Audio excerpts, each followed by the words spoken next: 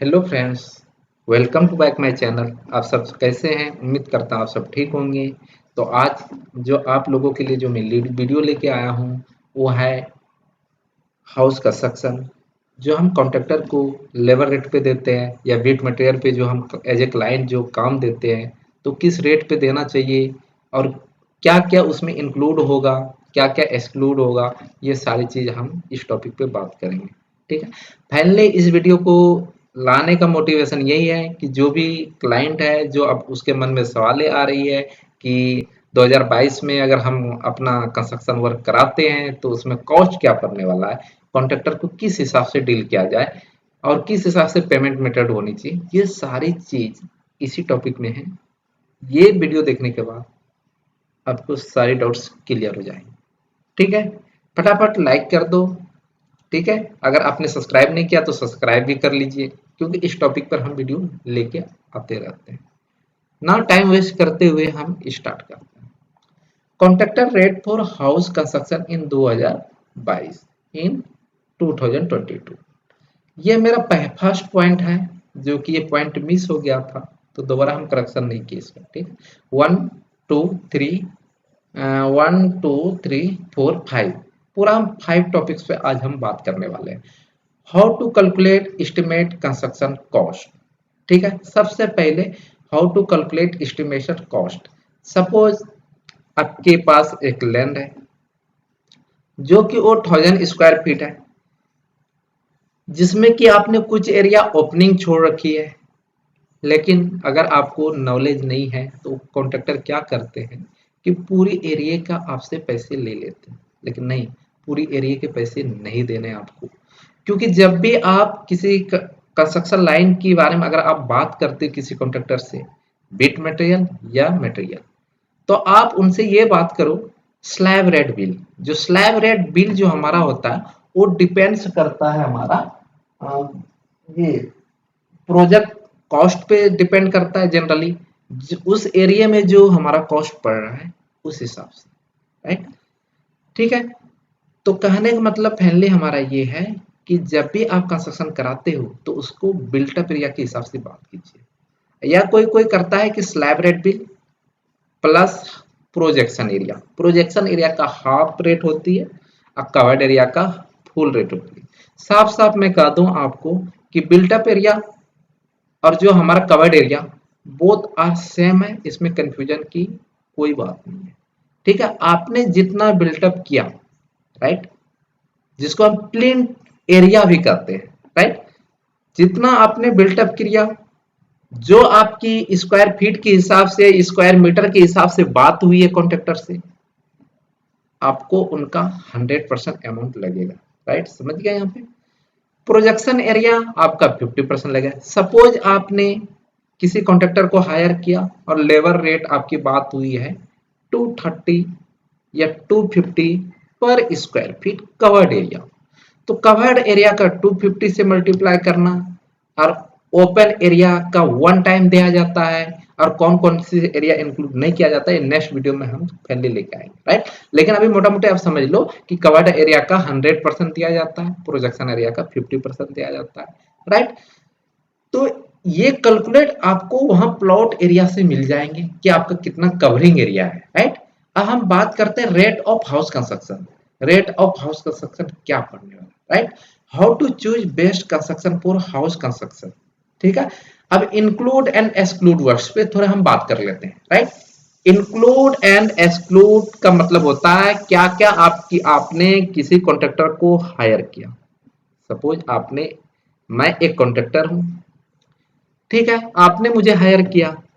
Higher करने के बाद मैंने आपको पहले ही रेट प्लान दे दिया, आपको शेड्यूल, कि इस स्टेजेस पे ये अमाउंट लूंगा और ये चीज मैं करके दूंगा। ठीक है। लेकिन कुछ चीजें हिडन होती है जो कि आपको नहीं बताते हैं। अगर आपको नहीं पता तो वो नहीं बताते हैं और बाद में आपके ऊपर एक्स्ट्रा बिल बना के दे दिया जाता है।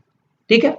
इसलिए आपको बेहद जरूरी है कौन सा वर्क इंक्लूड रहेगा, कौन सा वर्क इंक्लूड नहीं रहेगा, बिट मटेरियल और विदाउट मटेरियल रेट पे। राइट। अब पेमेंट प्लान शेड्यूल क्या होता है? पेमेंट प्लान शेड्यूल, आपने सपोज सिविल वर्क मतलब हर स्टेज पे अलग अलग कॉन्ट्रैक्टर होते हैं, लेकिन आपको एक जनरल कॉन्ट्रैक्टर भी मिल जाते हैं मार्केट में, जो कि वो सारे काम करके इकट्ठा देते हैं।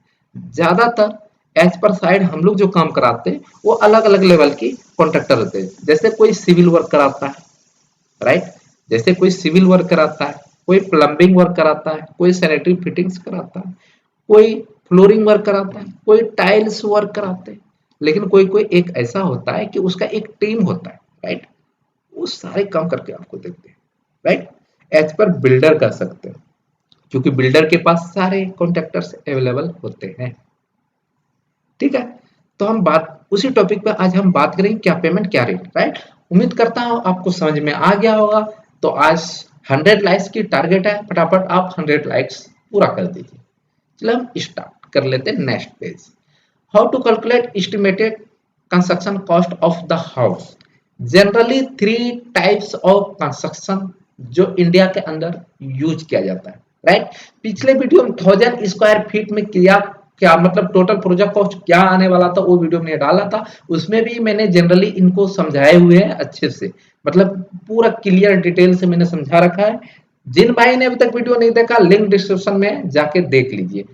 ठीक है, तो जनरली देखो there are 3 types of construction. ठीक है, हाउस कंस्ट्रक्शन यहाँ पे होगा, एचओ मैंने कर दिया है हाउस कंस्ट्रक्शन, राइट। तो देखो type first class house construction. जो फर्स्ट क्लास हाउस कंस्ट्रक्शन होता है हमारा, वो हमारा कॉस्टली होता है। कॉस्टली क्या, उसमें हर चीज एक ब्रांड का यूज किया जाता है, मतलब उसकी हर आइटम महंगी होती है। सपोज पूरे इंडिया के अंदर सिर्फ फर्स्ट क्लास हाउस कंस्ट्रक्शन जो हो रहा है आज के डेट में सिर्फ 30% ही हो रहा है। ठीक है, अब मैं बात कर लेता हूं type second class house construction, जो कि पूरे इंडिया के अंदर 70% यूज किया जाता है, जो कि हम इसी टॉपिक को पूरा कवर करने वाले हैं आप लोगों के साथ। ठीक है, second class house construction, type second class house construction का मतलब उसमें वो भी हमारा बहुत ही स्टैंड रहता है, हाई रेसिस की ही बिल्डिंग होती है, और ये फ्रेम स्ट्रक्चर बिल्डिंग होते हैं, और फर्स्ट क्लास भी फ्रेम स्ट्रक्चर ही होते हैं, बस इसमें कॉस्टली मटेरियल यूज किया जाता है। और सेकंड क्लास हाउस भी फ्रेमेड स्ट्रक्चर होता है, जो कि बीम पूरा स्लैब की लोड बीम पे ट्रांसफर होता है, बीम का लोड हमारा कॉलम पे, और देन कॉलम का लोड ट्रांसफर होके हमारा फुटिंग पे जाता है, फर्दर फुटिंग हमारा बेरिंग के सॉइल के ऊपर कर देते हैं। तो इसी को हम बोलते हैं फ्रेमेड स्ट्रक्चर हाउस कंस्ट्रक्शन, राइट। तो सेकेंड क्लास हाउस कंस्ट्रक्शन में आज कंप्लीट हम रेट के बारे में, अब हम थर्ड क्लास हाउस कंस्ट्रक्शन के बारे में बात कर लेते हैं, जो पहले जमाने में जो यूज होता था।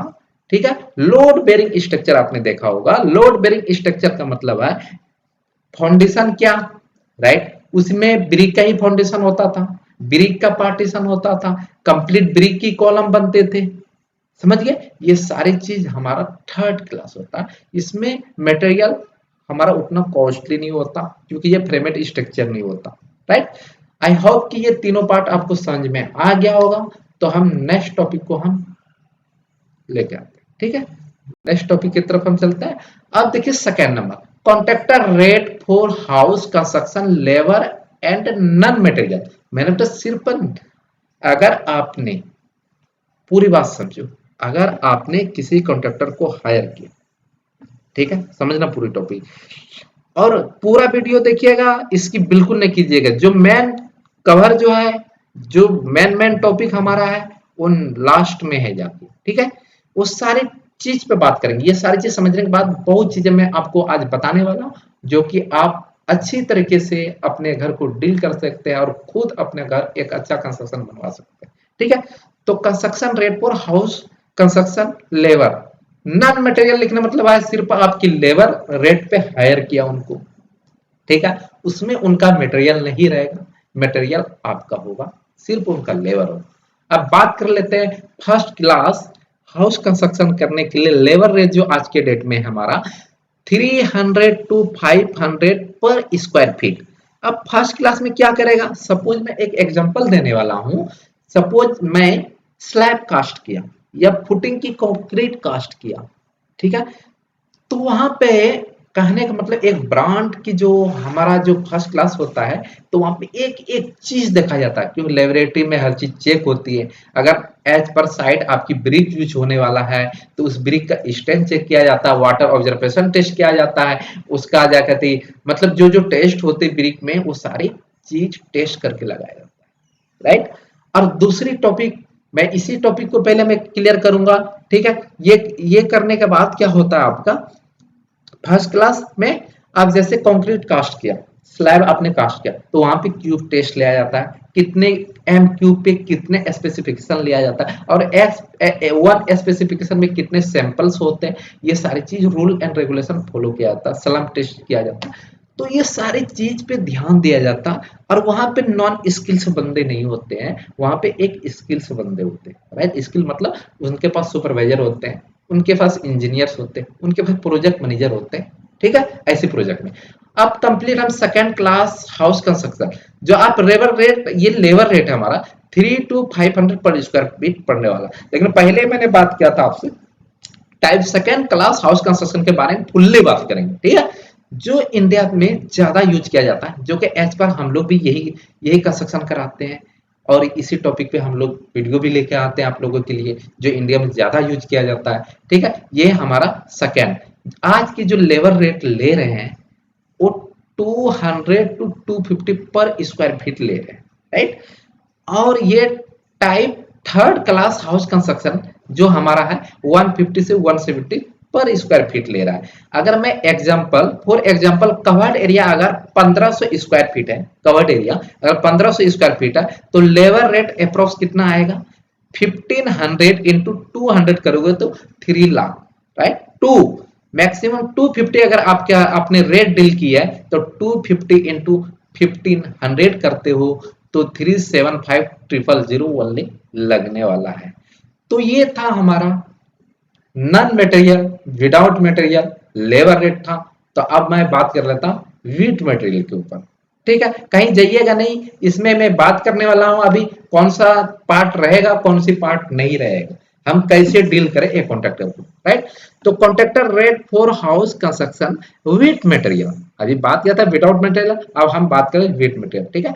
देखो types first class house construction, एक बार मैं आप लोगों को घर दिखा दूं जो कि सेकंड क्लास ये रहा, देख, ठीक है। देखो इस तरह आपकी जो होता है हायर एसेस बिल्डिंग होता है, ये सेकंड सेकंड क्लास में सारे मटेरियल ब्रांड का ही लगाया जाता है, बस उनसे थोड़ा कॉस्ट हमारा कम होता है। ये हमारा एक किचन है, इस तरह आपको दिखने वाला है, राइट। और दूसरी मैं सारे इमेजेस ही दिखा देता हूं आपको, ठीक है। अगर आप जैसे आपका सिविल वर्क हुआ है तो सिविल वर्क में क्या होगा, ये देखो मैं जूम कर लेता हूँ, ठीक है। ये आपका कंस्ट्रक्शन लाइन है जिसमें कि ये सिविल वर्क का ये सारा काम सिविल वर्क है, जिसमें का आर्किटेक्चर और स्ट्रक्चर वर्क हो रखा है, उसके बाद हमारा फिनिशिंग वर्क स्टार्ट होता है, राइट। अब मैं बात कर लेता हूं आप लोगों से, ठीक है। ये मैंने टॉपिक दिखा दिया था, राइट। अब देखिए ये मेरा टॉयलेट है, टॉयलेट में देखो क्या क्या यूज किया गया है। देखो ये मेरा काउंटर है, इसके ऊपर टॉप काउंटर स्लैब लगी हुई है, ये मेरा पार्टीशन ग्लास पार्टीशन है जो कि इधर ये हमारा शावर एरिया अंदर की तरफ होता है, ठीक है। और ये मेरा ये पूरा ब्रंडर है। ये सारे टॉपिक पे हम बात करेंगे, ये सेकंड क्लास में यूज किया जाता है, राइट। तो हम चलते हैं अपने टॉपिक पे। अब देखिए contractor rate for house construction with material, first class जो हमारा रेट रहता है 1500 से 1800 पर स्क्वायर फीट वेरी करता है। सेकंड क्लास हाउस कंस्ट्रक्शन जो 1100 से लेके 1350 पर स्क्वायर फीट वेरी करता है। जो कि थर्ड क्लास हाउस कंस्ट्रक्शन की जो बात करते हैं हम 800 से लेके 1100 पर स्क्वायर फीट, ठीक है। फॉर एग्जांपल कवर्ड एरिया 50 अगर 1500 स्क्वायर फीट है हमारा, तो लेबर रेट अप्रॉक्स कितना आएगा 1500 इंटू 1100 करोगे तो इतना आएगा, से लेकर अगर 1350 इंटू इतना करोगे तो इतना आएगा, राइट।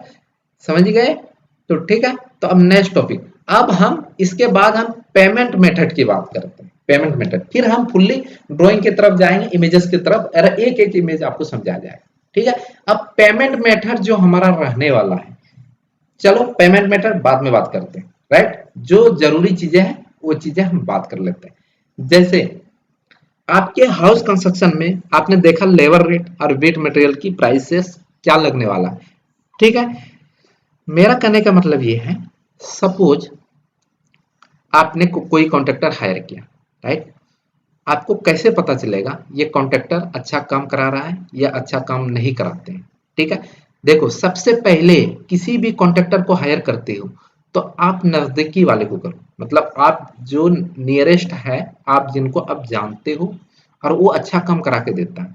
अगर वो उससे भी नहीं होता है तो पेपर एडवर्टाइजमेंट के हिसाब से अगर आप करते हो, क्योंकि सबसे पहले स्लैब रेट बिल जो हमारा होता है वो टेंडर पे डिपेंड करता है, open tender and close tender. Close tender का मतलब है कि नजदीकी जो हम पहले से जानते हैं कॉन्ट्रैक्टर को, मैंने दो चार कॉन्ट्रैक्टर को बुलाया, उसने हमें कोटेशन दिया, उसका कोटेशन पे एग्रीमेंट साइन हुई और मैंने रेट डील कर दी।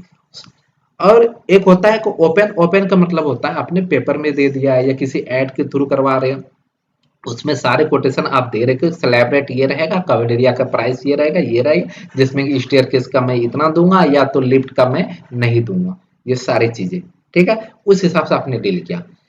आस-पास वाले से काम कराने से आपको ये बेनिफिट होगा कि पास में वो अगर आपने सिविल कॉन्ट्रैक्टर हायर किया या कोई जनरल कॉन्ट्रैक्टर, जो बिल्डिंग उसने पहले फिनिश किया है, पहले वहां पे जाके आप विजिट कीजिए, ठीक है। विजिट करने के बाद आप देखिए काम की क्वालिटी क्या है, ठीक है, वो किस लेवल का काम कराता है। ऐसा तो नहीं है कि स्ट्रक्चर हम करा रहे हैं, कुछ ना कुछ एरर्स आ रहा है।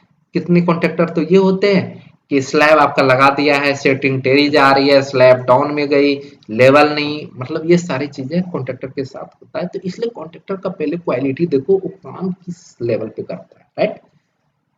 चाहे आप लेबर रेट पे दे, चाहे बिट मटेरियल पे, आपको दोनों कंडीशन पे फॉलो करनी है कि पहले उसका काम देखनी है, ठीक है। पोर्टफोलियो जिसको हम कहते हैं, जैसे हम लोग इंटरव्यू देने के लिए जाते हैं तो कहता है कि आपने कौन कौन सी काम किया, एक बार आप मुझे बताओ, या उनके बारे में कुछ इमेजेस है तो वो दिखाओ, ताकि हमें समझ में आए कि आप कौन से लेवल पे काम करते हो। फिर पोर्टफोलियो देखने के बाद फिर इंटरव्यू लिया जाता है, राइट। उसी तरह से किसी को अगर आप हायर कर रहे हो, किसी को काम दे रहे हो, किसी कॉन्ट्रैक्टर को, तो आप फुल्ली बात करो, ठीक है। अब देखो, जो मैंने आज कंस्ट्रक्शन की रेट बताया, उस रेट में देखो क्या क्या इंक्लूड रहेगा। पूरा सिविल वर्क इंक्लूड रहेगा, इनर की प्लास्टर आपकी इंक्लूड रहेगा, समझ गया। लेकिन बाहर की फेस से, जब हम बाहर की एक्सटर्नल प्लास्टर की बात करते, तो लेफ्ट एंड राइट की प्लास्टर हमारा इंक्लूड नहीं रहता है, वो अलग से चार्जेस होते हैं। लेकिन आप उस कॉन्ट्रैक्टर से डील कीजिए कि इसी अमाउंट में आपको करके देना होगा, ठीक है। तो आपका वहां पे बेनिफिट होगा, राइट। दूसरी, आप समझ रहे हैं ना, अगर मेरा house construction east and east और नॉर्थ वेस्ट में, मतलब अगर हम किसी बिल्डिंग को फ्रंट से देखते हैं, समझिए, तो फ्रंट वाला जो एलिवेशन है, मैं दिखाता हूं आपको, ठीक है। फ्रंट एलिवेशन ये देखो, जूम कर लेता हूं।